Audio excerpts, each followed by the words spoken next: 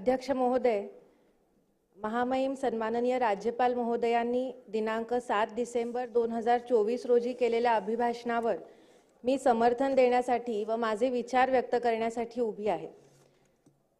अध्यक्ष महोदय, सर्वप्रथम मी राज्याचे सन्माननीय मुख्यमंत्री श्री देवेंद्रजी फडणवीस साहेब, सन्माननीय उपमुख्यमंत्री एकनाथजी शिंदे साहेब, सन्माननीय उपमुख्यमंत्री अजितदादा पवार साहेब यांचे मी अभिनंदन करते की त्यांनी एक भक्कम सरकार राज्याला दिलेलं आहे। अध्यक्ष महोदय, माननीय राज्यपाल महोदयांनी राज्याच्या सर्वांगीण विकास व प्रगतीच्या दृष्टिकोनातून दिलेले संकल्पचित्र हे राज्याला प्रगतीची नवीन दिशेची जाणीव देणारे आहे। राज्यामध्ये पुण्यश्लोक अहिल्यादेवी महिला नवोद्योग योजना, मुख्यमंत्री माझी लाडकी बहीण योजना, मुख्यमंत्री अन्नपूर्णा योजना अशा अनेक अभूतपूर्व योजना महिलांच्या आर्थिक सक्षमतेसाठी शासनाने राबवल्या। शासनाने चौथे महिला धोरण जाहीर केले आणि मला एक महिला म्हणून आणि चळवळीतली कार्यकर्ती म्हणून प्रचंड अभिमान आहे की आपल्या देशातलं महाराष्ट्र हे एकमेव आणि पहिलं राज्य आहे की ज्यांनी कायदेशीररित्या मातृत्वाचा सन्मान केलेला आहे। 1 मे दिनांक 2024 नंतर जन्माला आलेल्या प्रत्येक बाळाच्या नावामध्ये आईचे नाव वडिलांसोबत लावण्याचा हा निर्णय हा पूर्ण देशाकरता पथदर्शी आहे।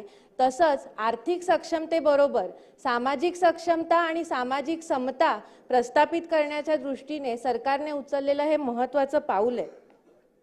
या मागणीसाठी अनेक वर्ष विविध मार्गांनी आंदोलन करणाऱ्या आणि शासनाकडे पाठपुरावा करणाऱ्या माझ्यासारख्या कार्यकर्त्यांची स्वप्नपूर्ती या निर्णयाने झालेली आहे आणि त्यामुळेच मी राज्यातल्या सर्व मातांच्या वतीने शासनाचे आभार मानते आणि 1 मे 2024 पूर्वी जन्मलेल्या मुलांच्या नावामध्येही आईचे नाव लावण्याचा विचार शासन नक्की करेल अशी अपेक्षा बाळगते।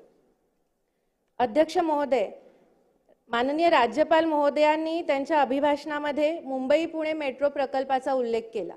मेट्रोमुळे निश्चितच प्रवाशांचा प्रवास सुकर होणार आहे, वेळ वाचणार आहे आणि महाराष्ट्राच्या विकासाला चालना मिळणार आहे, गती मिळणार आहे।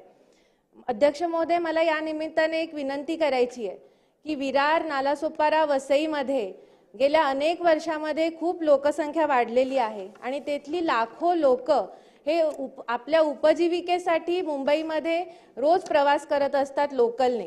तर त्यांचा हा प्रवास सुकर होण्यासाठी, त्यांना तिथे सोयी सुविधा मिळण्यासाठी भाईंदरपर्यंत आलेली मेट्रो लवकरात लवकर वसई विरारपर्यंत सुद्धा शासनाने त्याचा प्रस्ताव बनवून त्याची अंमलबजावणी शासनातर्फे व्हावी अशी मी शासनाला विनंती करते। अध्यक्ष महोदय, राज्यामध्ये जलजीवन मिशन योजने अंतर्गत हर घर नल योजनेची खूप प्रभावीपणे अंमलबजावणी होते आहे आणि या योजनेमध्ये कोणताही भेदभाव न करता प्रत्येक घराघरामध्ये नळाने पाणी देण्याची योजना ही आहे। अध्यक्ष महोदय, मला या निमित्ताने विनंती करायची आहे की मी ज्या मतदारसंघाचं प्रतिनिधित्व करते तो वसई मतदारसंघ गेल्या 35 वर्षापासून पाण्याच्या एका थेंबाला तडफडतोय।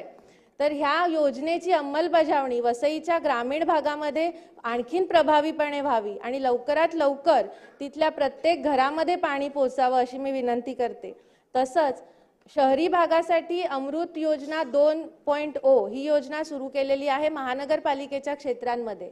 पण या योजनेमध्ये शहरांमधली जी वसती स्थानं आहेत, झोपडीचा भाग आहे, चाळी असतील किंवा आदिवासी पाडे असतील, तर या भागामध्ये हे प्रत्येक घराला पाणी मिळत नाहीये, तर ती व्यवस्था करावी। अध्यक्ष महोदय, 2 मिनिटात मी संपवते।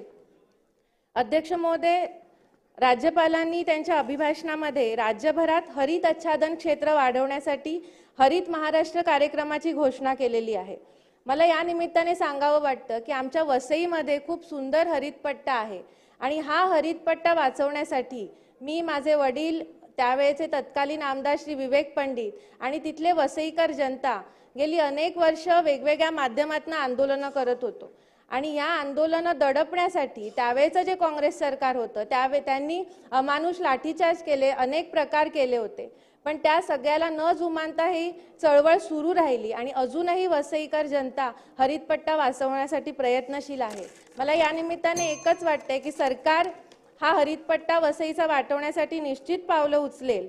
आणि शेवटी मला थांबताना एकच गोष्ट मांडायची अध्यक्ष महोदय, की हे सरकार जे आता स्थापन झालेलं आहे महायुतीचं सरकार, त्यांनी गेल्या काळामध्येही सिद्ध करून दाखवलेलं आहे की हे सरकार गरिबांचं, वंचितांचं, शोषितांचं, कामगारांचं, शेतकऱ्यांचं, सगळ्या सामान्यांचं सरकार आहे। त्यामुळे मी या सरकारचे खूप खूप आभार मानते। आणि मला या निमित्ताने एकच गोष्ट सांगायची की मी ज्या मतदारसंघाचं प्रतिनिधित्व करते त्या मतदारसंघाने गेल्या 35 वर्षामध्ये फक्त दहशतवाद, गुंडगिरी आणि स्वार्थी राजकारण पाहिलं होतं। तब्बल 40 वर्षानंतर वसईमध्ये ह्या दहशतवादी आणि गुंडगिरीच्या चिखलामध्ये कमळ फुललेलं आहे आणि हे केवळ देवेंद्रजी फडणवीस, सन्माननीय देवेंद्रजी फडणवीस आणि सन्माननीय एकनाथजी शिंदे साहेब यांच्या पाठबळामुळे लाभलेलं आहे। त्यामुळे मी या सर्वांचे आभार मानते। आणि या सभागृहामध्ये सगळे संघर्ष योद्धे बसलेले आहेत महायुतीचे, त्यांना सर्वांना 4 ओळी समर्पित करू इच्छिते आणि आपले सन्माननीय मुख्यमंत्री, सन्माननीय उपमुख्यमंत्री यांच्यासाठी 4 ओळी समर्पित करू इच्छिते। रुके न जो, झुके न जो, दबे न जो, मिटे न जो, रुके न जो, झुके न जो, दबे न जो, मिटे न जो, हम वो इनकलाब है, जुल्म का जवाब है, हर शहीद हर गरीब का हमी तो ख्वाब है, हर शहीद हर गरीब का हमी तो ख्वाब है। धन्यवाद अध्यक्ष महोदय, मला संधी दिल्याबद्दल।